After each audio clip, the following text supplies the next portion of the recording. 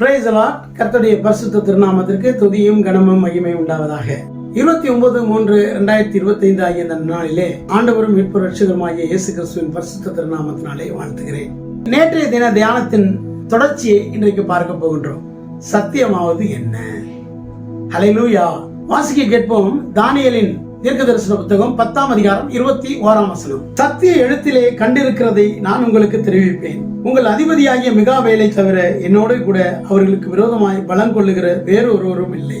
இந்த வேத வார்த்தையின்படியாக வேதத்திலே காணப்படுகிற எழுத்துக்கள் அத்தனையுமே சத்திய எழுத்துக்கள். நமக்கெல்லாம் தெரியும் இந்த வேதம் எபிரேய மொழியிலே எழுதப்பட்டது என்று சொல்லி.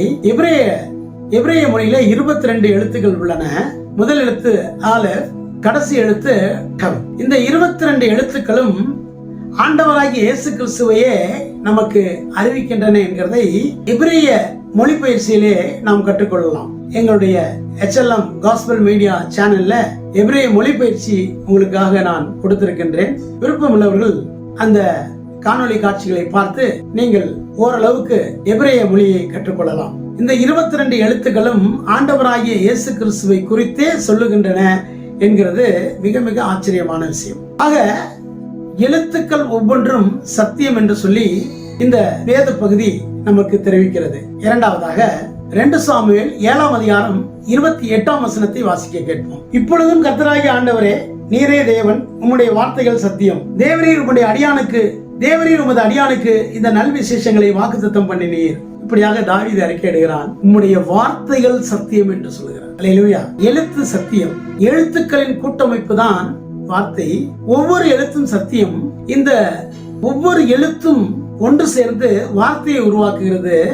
ஆக இந்த வார்த்தையும் சத்தியம் என்று சொல்லி இந்த வேத பகுதி நமக்கு அறிவிக்கின்றது. மூன்றாவதாக யோவான் 17ஆம் அதிகாரம் 17ஆம் வசனத்தை வாசிக்க கேட்போம். உம்முடைய சத்தியத்தினாலே அவர்களை பரிசுத்தமாக்கும், உம்முடைய வசனமே சத்தியம். பிரியமானவர்களே, வார்த்தை சத்தியம், அதாவது எழுத்துக்கள் எல்லாம் சத்தியம் என்று சொல்லி எபிரேய எழுத்துக்களை சொல்கிறேன். எபிரேய எழுத்துக்கள் எல்லாம் சத்தியம் என்றும் அந்த எழுத்துக்களின் கூட்டமைப்பாகிய வார்த்தைகள் சத்தியம் என்றும் பார்த்தோம். இப்பொழுது வார்த்தைகளின் கூட்டமைப்பு வசனமாகிறது. இந்த வசனம் சத்தியம் என்று சொல்லி யோவான் 17ஆம் அதிகாரம் 17ஆம் வசனம் சொல்கிறது. நான்காவதாக வசனங்களின் கூட்டமைப்பு, வசனங்களின் தொகுப்பு வேதமாக இருக்கிறது. அல்லேலூயா. இந்த வேதத்தை குறித்து பரிசுத்த வேதம் என்ன சொல்லுகிறது என்று பார்ப்போம். சங்கீதம் 119 142ஆம் வசனத்தை வாசிக்க கேட்போம். உம்முடைய நீதி நித்திய நீதி, உம்முடைய வேதம் சத்தியம். Praise the Lord. அல்லேலூயா. ஆக வேதத்தில் உள்ள எழுத்துக்கள் எல்லாம் சத்தியம். இரண்டாவது, வேதத்தில் உள்ள வார்த்தைகள் எல்லாம் சத்தியம்.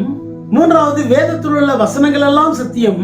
நான்காவது, வேதமே சத்தியம் என்று சொல்லி பரிசுத்த வேதம் நமக்கு பறைசாற்றுகிறது. ஆகவே இன்றைக்கு நாம் திருத்துவ தேவனாகிய கர்த்தர் சத்தியம் என்றும் அந்த கர்த்தராகிய தேவன் நமக்கு கொடுத்த வேதம் சத்தியம் என்றும் சொல்லி நாம் அறிந்திருக்கின்றோம்.